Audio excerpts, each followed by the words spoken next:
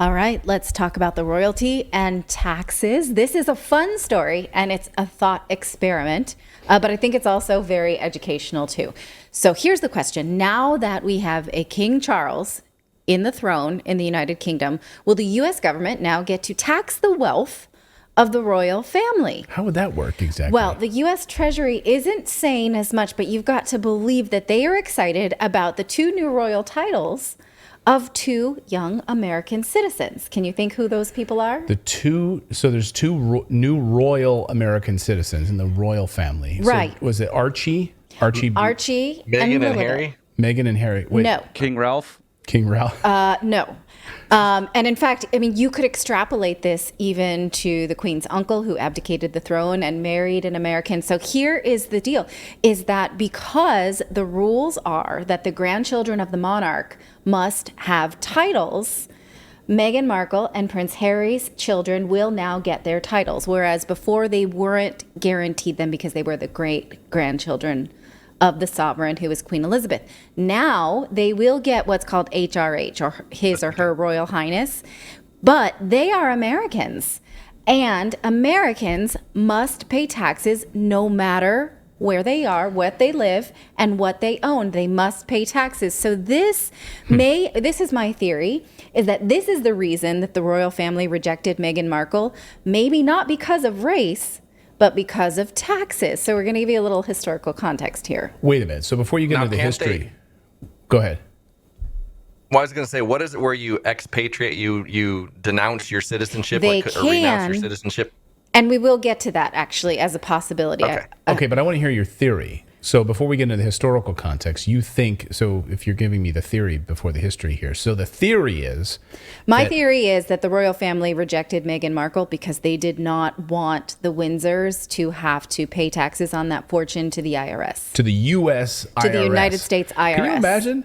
Like the Windsor fortune gets taxed by the American government. So I think that this will eventually happen, and let me explain how. So when Prince Harry and Meghan Markle gave birth to their first child, Archie, they were told that he would not receive the HRH, His Royal Highness title.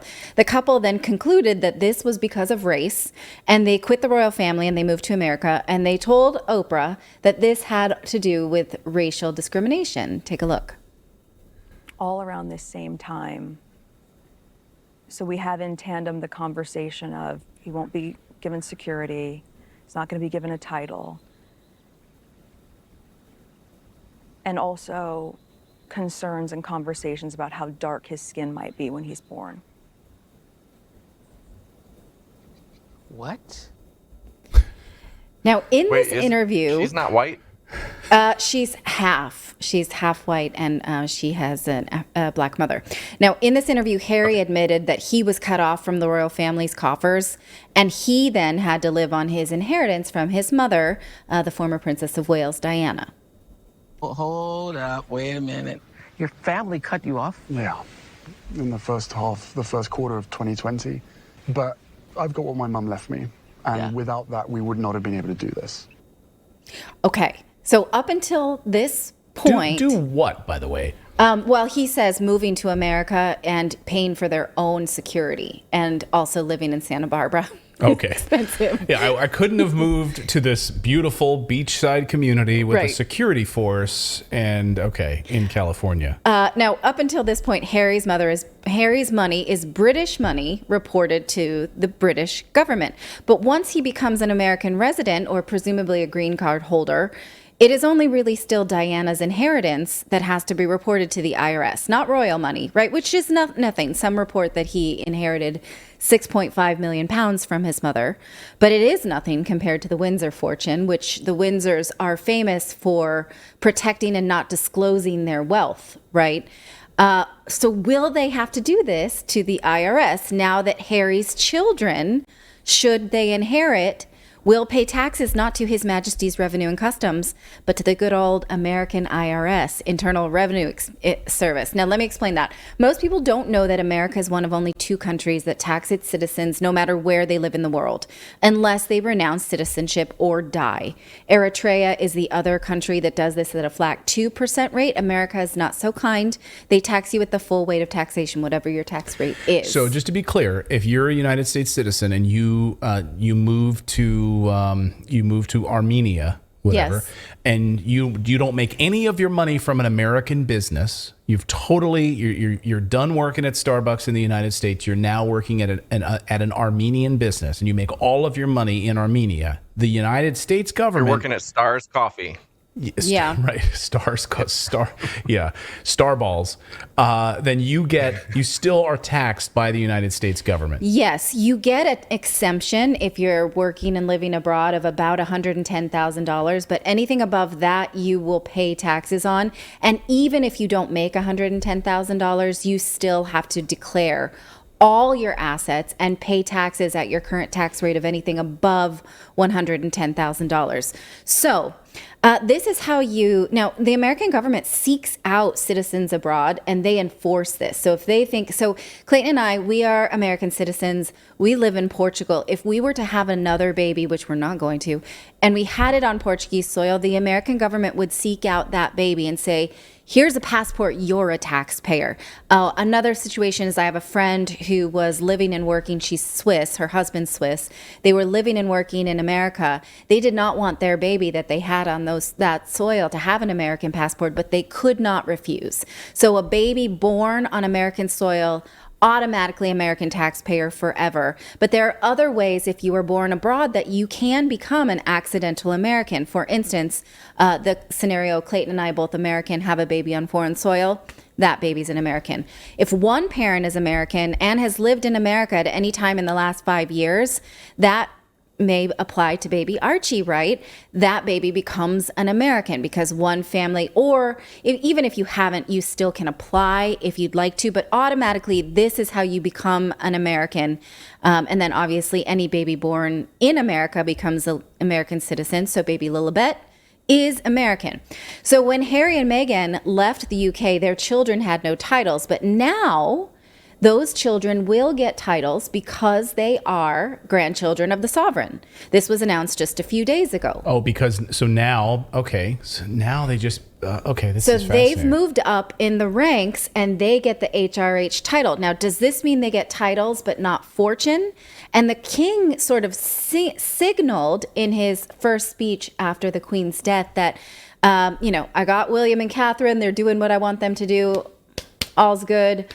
Harry and Meghan, I also love them and wish them luck in America, right? So this indicates that he may not be willing to pass down a fortune to them. He just loves them a whole lot because if they do become working royals, these grandchildren, or if they do inherit, they will have to report what they have to the U.S. government and pay taxes on those things, presumably at a very high tax rate because they are of wealthy family.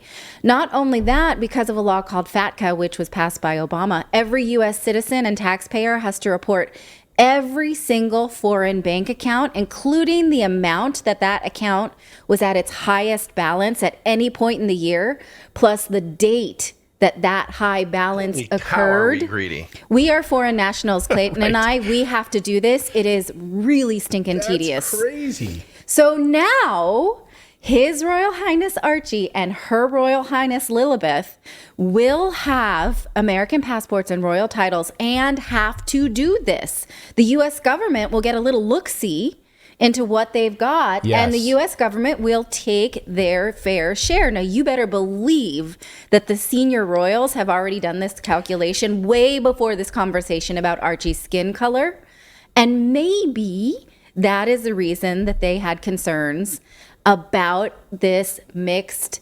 nationality child, right? Before, more about money and less about skin color. I saw someone in the chat say, wow, what an interesting story. It is an interesting story. And someone just left a super chat. I wanted to get to that because on that point. So thank you, £5 from the Marked. Says, so the Windsors will pay no inheritance tax to the UK, but the US could tax. Way to turn the tables, America. Right. It's crazy, right? Yeah. Now, Well, go ahead. It makes a lot of sense now that I think about all of the like historical inbreeding that happened in royal families. Now I get it. Right. Yeah. Keep it all in the house. Exactly. But I was speaking to Gonzalo Lira about this. We were talking a few weeks ago, journalist, and we were saying he absolutely believes the reason for this is that the United States government treasury they don't make very much money going around trying to tax these Americans around They the will world. if they're Windsors. If they're Windsors, it makes more sense. But ultimately, the goal is to find out information because then you have to adhere to the banking laws. And so the Treasury can have access to information at all of these different banks around the world and get this information from different governments. Well, just think about what they would get from the Windsors when the Windsors have gone out of their way to not declare their wealth. Right. In recent years, they are accused many times of hiding their wealth. And so obviously the royal family doesn't care at all if Harry just, go off, live off your Diana money. That's fine. Report that to the American government. They do absolutely care if it's Windsor money in there. Go ahead. I was just going to say, maybe this has been the plan all along since the Tea Party is like, we got to get to the wealth and we got to figure out what they make and then we're done. Then we can go back to normal lives. But it's like they've been trying for 200 years to figure out how much money they have. Right. Yeah. So they can get their piece. Well, consider this cautionary tale. Most people don't know this. Former Prime Minister Boris Johnson was born in New York City to British parents, but he left America when he was a baby. I think he was just 2. That made him what is called an accidental American, just like my friend who had her baby in New Jersey, but didn't want him to carry the burden of American taxation their whole lives because they did move back to Europe. That's what Boris Johnson did. Now, this made him an accidental American, and it didn't bother him too much until he wanted to sell an expensive London apartment. The American government came after him for capital gains on that apartment, even though he'd not been living in America since he was a baby and he was raised as a British person. They still wanted 20% of the gains. He fought it and lost. He paid his pound of flesh to the American government in 2015 and then renounced his citizenship in 2016. So this is what tax lawyers, international tax lawyers, called pulling a Boris. They warn expats living abroad, do not pull a Boris, don't accidentally become American or spend too much time there because now you have to declare everything you've got to the American government and pay taxes on it. And if it's not your primary residence, which you get a credit for when you sell, if it's an investment, yes, that's capital gains. I'll take my 20% And why of that. didn't he renounce before? Because he didn't before know. making that payment? He just didn't think about it. He had bad advisors. He didn't know that the American government was so greedy and vicious when it comes to taxes. He just didn't know. No one gave him that memo. Now, along the lines of renouncing, could baby Archie and baby Lilibet decide for themselves that they want to renounce their American citizenships if they do want to become working royals in the future, or if they do want to get in on that inheritance? They can, but they can't do it until they're 18 because nobody can do it for you. You have to willingly give up your American passport. And they will presumably have to file with the IRS up until that point. So even if they have, I think that it's up to $12,000. If they make more than $12,000 a year, you must pay taxes, even if you're underage. And so they will have to file taxes with the American government. But if they expatriate and the American government decides that they are renouncing to avoid taxation, they could declare themselves as unqualified expatriates, or I'm sorry, the government would declare Archie and Lilibet unqualified expatriates and revoke their ability to ever come to the U.S. again, even as visitors, because the American government does not take that lightly. If they think that you're trying to renounce to avoid taxes, they will punish you with whatever they can. It's very draconian, right? Someone in the chat says, stop talking about the royal family. No one gives a F. And it's not. You don't care about taxes? No, it's not. No. I was about to say, it's not about the royal family. It's about taxes. It's about the American hegemony and how they will stick their tentacle. It's not a royal family family story at all. If you're hearing that, you're missing the point. It's about America and its long arm of the IRS reaching around the world and getting involved in bank accounts from foreign governments. That's the story. Right. Well, so I will say this though: go watch The Crown. That's a series on Netflix about this story, and it is a very interesting story to say the least. Like I'm hooked on that show. Sure, but that speaks to another sort of base, human need to, hold humans up and understand that they're also humans. Like this is something completely different, right? What we're talking about is now two systems that like to hoard wealth and protect their wealth that may accidentally become intertwined, right? And so the people will think, oh, it's because the crown is racist, when it might just be because the crown is stingy. I don't know what's worse, right? Right.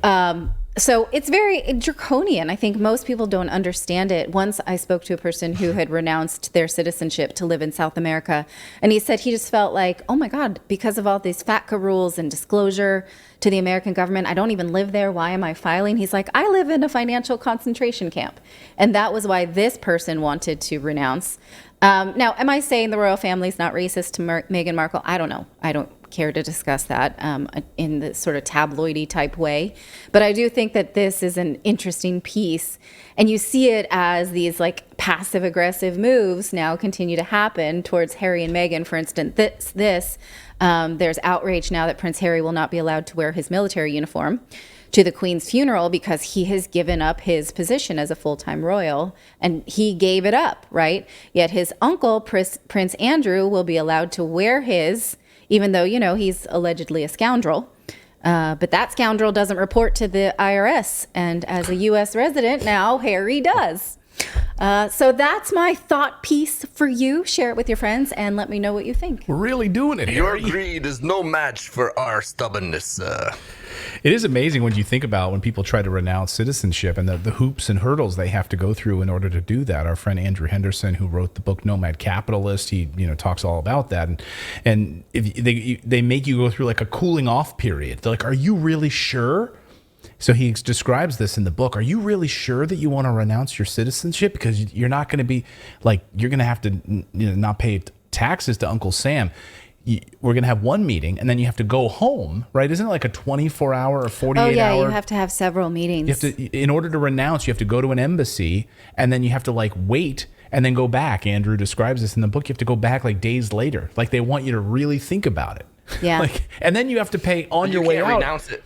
You have to pay $3,000 in order to file the paperwork. But embassies around the world are backed up with these. You can't even get appointments to do it because so many Americans there's more people are than ever that want to do that. So if you consider like two equal employees working in, let's say, Dubai, where they don't have, whether they don't pay taxes, I believe, one person makes 150 and the other one makes 150. They're the same, but one person pays taxes to the American government and the other one doesn't. That's a significant disadvantage if you feel like you're not going to live your life in the United States, right? And so when you think about taxation on, apples to apples of people just living side by side, obviously that feels very draconian. But then when you think about how the royals have tried so hard to hoard their wealth, and then the American government having legal access to this because of FATCA, it's super interesting power struggle. Yeah, fascinating. Can you renounce it in the U.S. like as a citizen? You cannot. Could I be like, I renounced my? You have to do it because otherwise, how would they get rid of you? You have to be at a consulate to do it. I was just hoping I'd get a free trip to wherever I wanted to go. No, they're not going to send you somewhere. Like, I'd like to renounce hi, my name is David. I'd like to renounce my citizenship, and I'd like to go to, I don't know, Vietnam. Please. Did you know fly me there? That Tina Turner renounced her citizenship in the early 2000s? Her husband is Swiss, and she wanted to become Swiss. But I don't think they had any problem with her around taxation because Switzerland's even a higher tax nation. So it wasn't like but she just decided she didn't want to be an American citizen, and she did renounce. Wow. Yeah, simply the best. Fascinating. Force another country to take you? I mean, you absolutely should have another passport before you renounce. Otherwise, you're stateless and you're stuck wherever you are. You can renounce without. But in the case of these two little HRH taxpayers, you would assume they would renounce in favor of the Right. UK passport. Yeah. Now, just out of curiosity, wondering- could I'm just wondering, Snowden like- renounce? Has he or could he? I don't think so, because he'd have to go to a consulate, and if he went into the consulate, he is wanted there, right? So he could be he wouldn't make that risk. So he'd be arrested. Oh wow! So they could Interesting. arrest him in a consulate and ship him back. Yes. I wonder if that's a good question. I wonder if because it depends on your foreign tax treaty as well for Snowden. Like if he makes his money in Russia, does he have to pay American taxes? Yes. Well, yes. Unless It there's doesn't matter where you are. Yeah. Well, he still would, but if they have a foreign tax treaty where he makes money and then it's taxed in Russia, he wouldn't have to pay it in America. Well, But you're he could not be like, supposed to "I'm be getting paid in taxed. rubles. Here you go, take it. Right. I mean, this is a complicated conversation, but what you pay to the American government should not be taxed in another state because of tax treaties. So you're not supposed to be double taxed. Yeah. And presumably the royals don't pay taxes on a lot of that's sort of the reporting, is that a lot of it is not taxed or what have you, or is somehow exempted. So this could lead to a significant loss in their portion, which is why I think the king is so keen to keep his legacy running down the William and Kate side.